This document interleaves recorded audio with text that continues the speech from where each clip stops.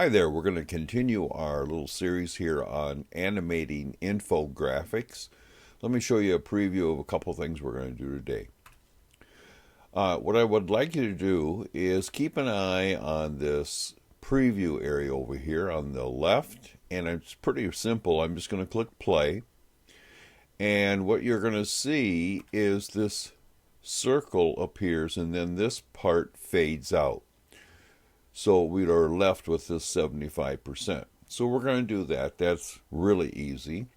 I'm going to go to my next page of my document, and I'm going to refresh my screen here, and let's play this one. Now look at this graphic over here. So what you're going to see is this bell graphic is going to come in.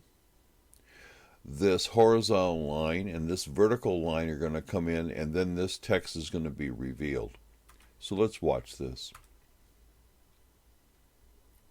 So again, the bell graphic actually appeared by pivoting on an axis, and then the line and the vertical line in the text is revealed. It's almost like the text is being wiped across to being revealed. So this is kind of a wipe across. So we're going to do those two things. This is a little more complicated, but not that bad. You may have to do some trial and error. So let's go ahead. Let's go up here to number 2. Before I do that, just a little side trip. I'm going to take you over to FreePitcom. I subscribe to this, and this is where I get my graphics that I'm going to work with. Now, I could draw these graphics. You know, I really could. But for the fee that they are asking me annually to have unlimited downloads to use this information, I can't afford not to do it. It takes too long to create these things. So why not invest in a yearly subscription to this and have the stuff already done and then animate it?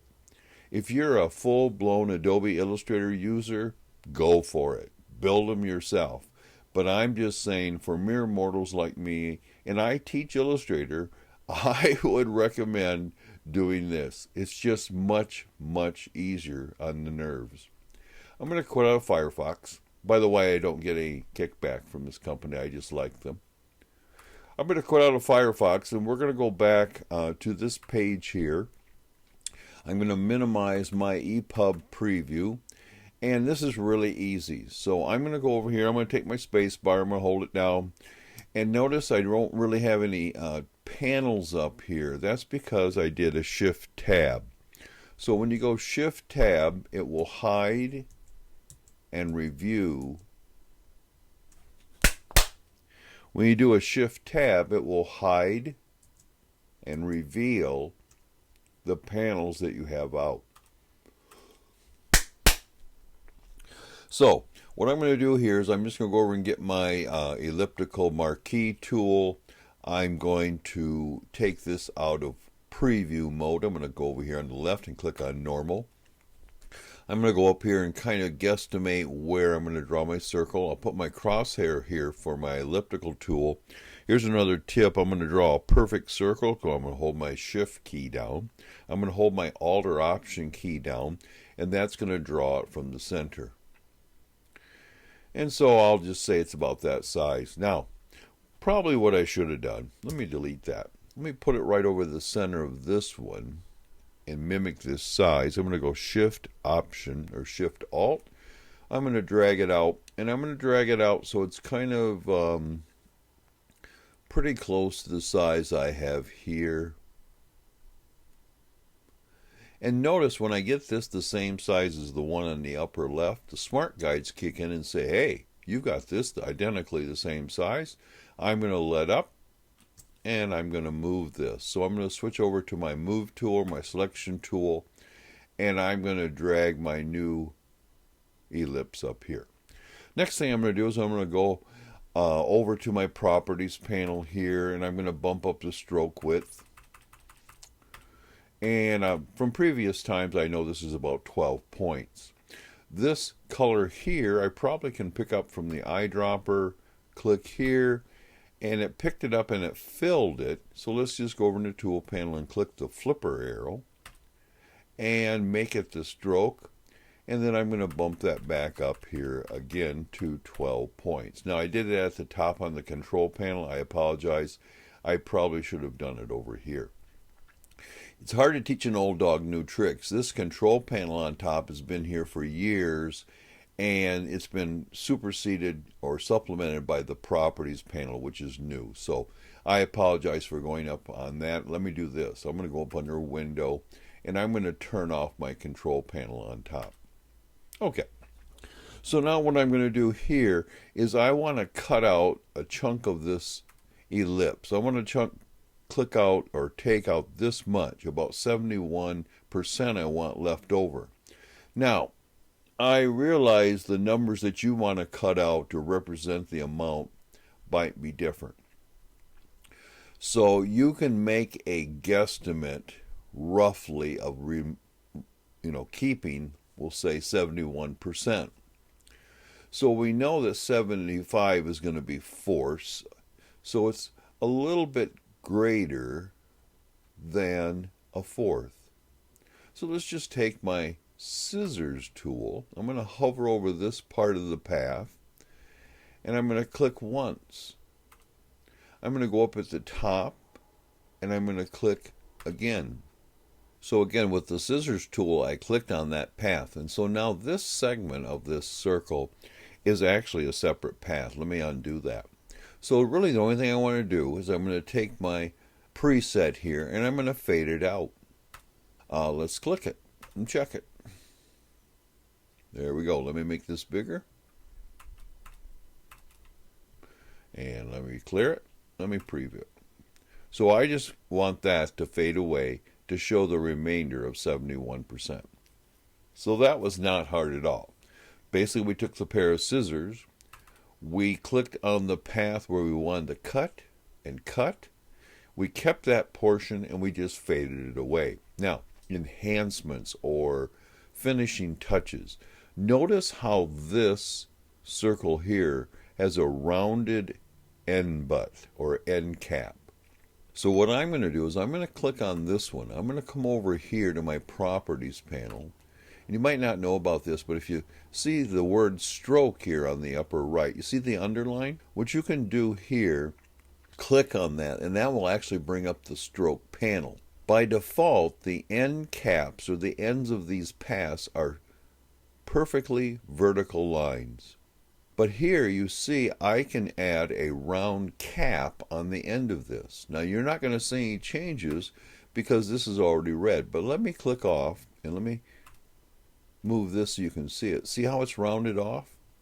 And I'm going to take this one and I think I'm going to change that end cap to rounded also. Now let me turn that off and on.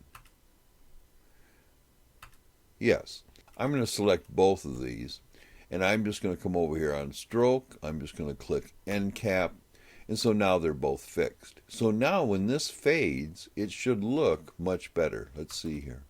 Let me clear. Let me play. See how the rounded ends are there? So I just want you to know there is the ability to add a different end to those path caps. In this case, it's rounded.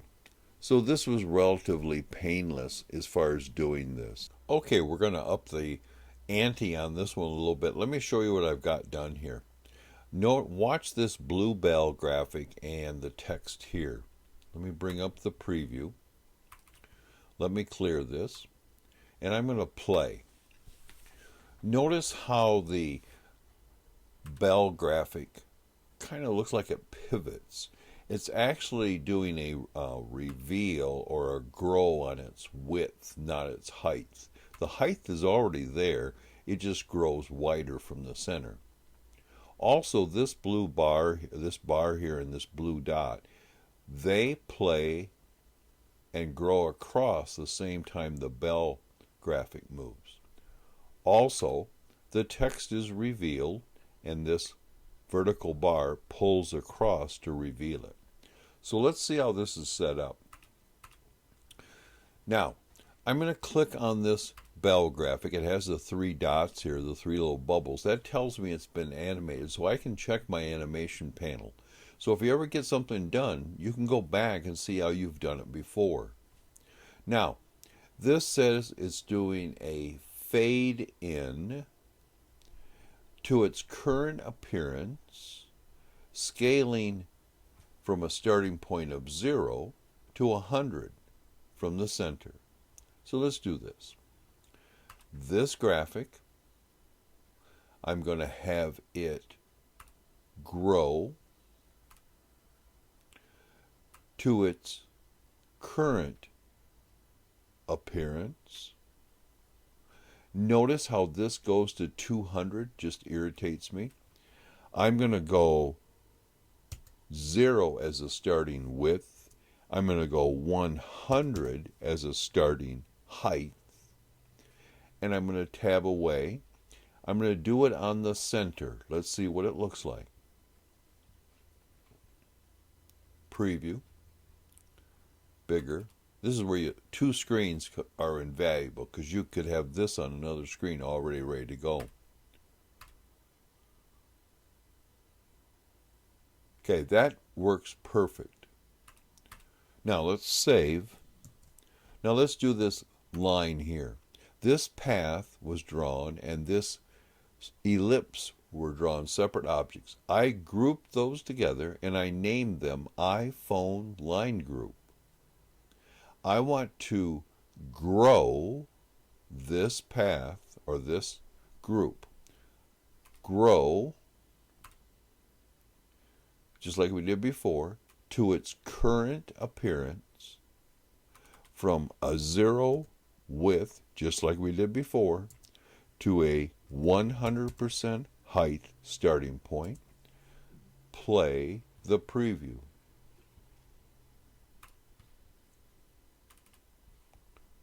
Clear.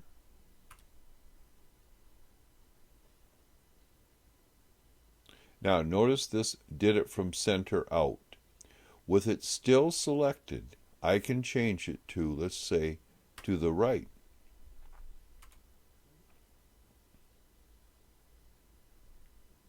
That's what I want. Save.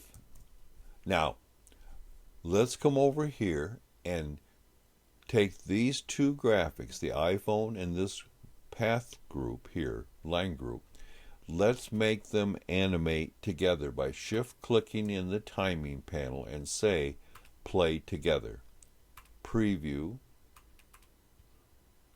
clear, play. Beautiful.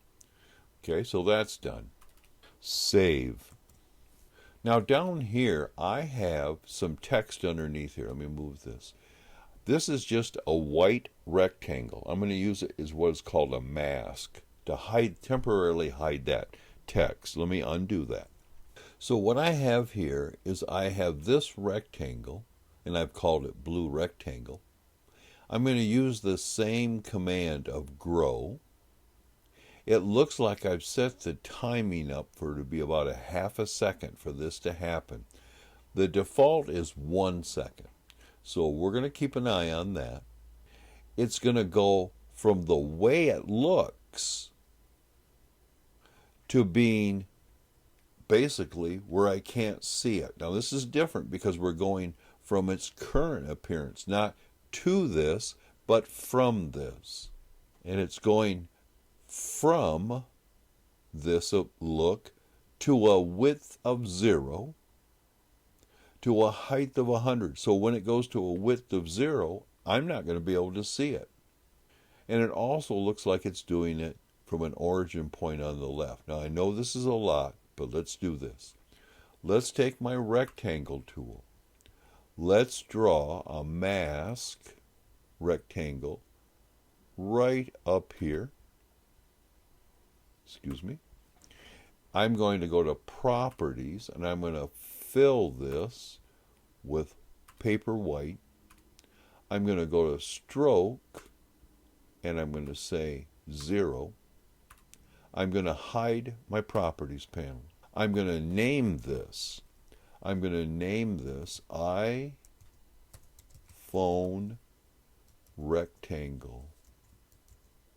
I'm going to do a grow, but this time I'm going to keep it at from the current appearance, and I want it to go to, or a starting point I should say, I want it to go to, from what it looks right now, to a 0 width, which is making it invisible, to a height of 100%. That's crucial. I'm also going to say, do the origin point of the left. Go to the left. Let's see what this looks like.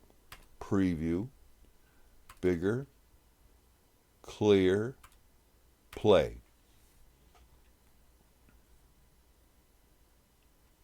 Now notice when this plays, there's a little nick of text right here still being shown. So that's not going to work. So let me double click on this. Let me change with my selection arrow. I'm going to move this over a little bit. In fact, I'll move it over here. Now, here is a nastygram. When I change this origin point over here, this booger went from 100% to 200. It needs to be 100, otherwise it's going to obscure the bar below it when it grows. Keep an eye on this. This has burned me too many times. Preview. Double click. Clear. Play. Beautiful. Absolutely fantastic. Double click. Save. Keep an eye on this. When you make changes over here, sometimes these numbers change, especially in this scale and width. It just irritates me. Now, when this is done animating, I probably would like to say hide it. Then it doesn't become a nuisance. So I'm going to turn that on too. Now, I've got this vertical bar right here. This blue bar looks like it has something green attached to it. Oh, it's a fly in from the right preset. Huh. So let's do this. It says it's flying in from the right. It's taking 3/4 of a second. I must have adjusted that to its current location from the center. So let's click here. Let's rename it. This is going to be red vertical. Let's change this to fly in from the right. Let's change it to 3/4 of a second. I think I tested it out as. To its current appearance, starting from a 0. Well, no, let me leave that as, I don't want to scale this up. I want to see it. I'm going to leave it like it is. And I'm going to click Preview.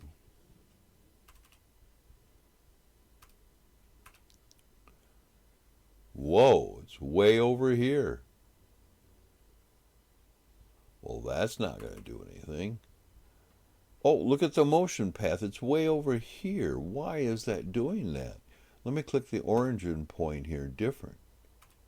So it doesn't appear to be doing any change on that to the current appearance. Oh. Maybe I need to pick location. Well, there's something new. I don't want it to physically change its appearance. I just want it to move. Let's see if this works.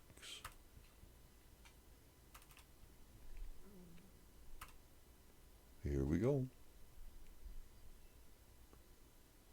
Ah. So you got another thing to learn here. I'm not changing necessarily its appearance or starting from a certain appearance. I just want it to move, and that's based upon its location. So I'm going to double click on this. I'm going to save this. Now I'm going to try to have the mask, the iPhone rectangle, and the vertical red bar here animate at the same time. So I'm going to come over here in the timing panel. I'm going to go iPhone rectangle. I'm going to go red vertical. I'm going to say play together. I'm going to preview. And I'm going to clear. And I'm going to play.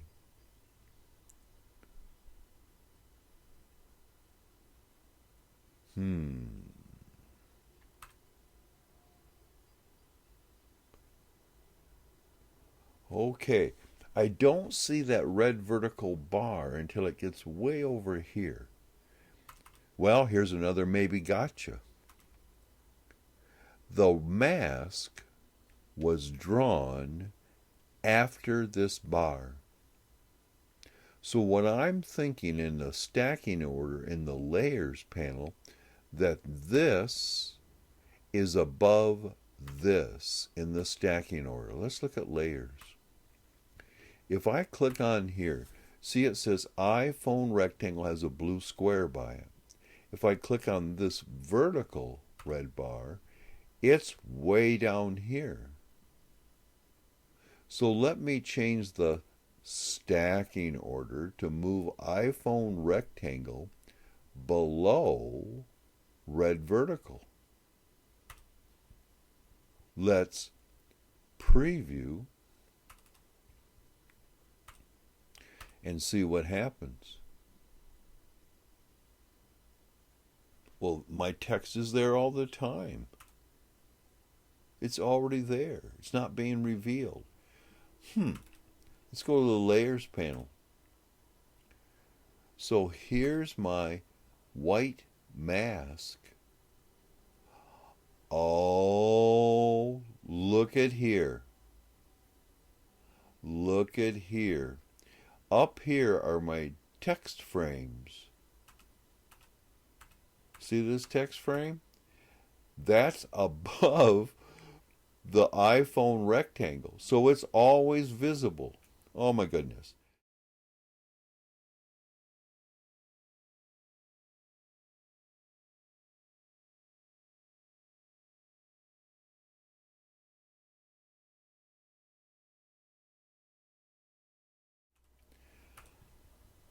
Preview, clear, play. Oh, that's perfect, except the reveal of the mask or the mask movement is running a little slow. Let me click on here. Let me change this to half a second for that timing.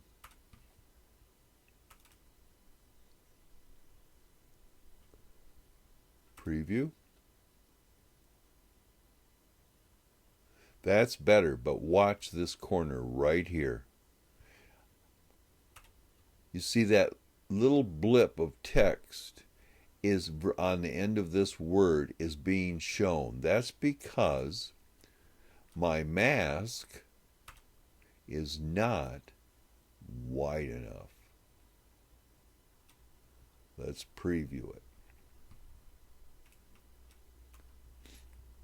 Clear, play. That's what I want.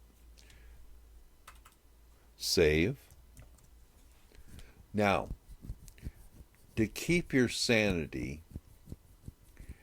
because you already have these done, you can basically go up and rebuild them and just keep going back to what you have as far as your timings and your size and your animation preferences.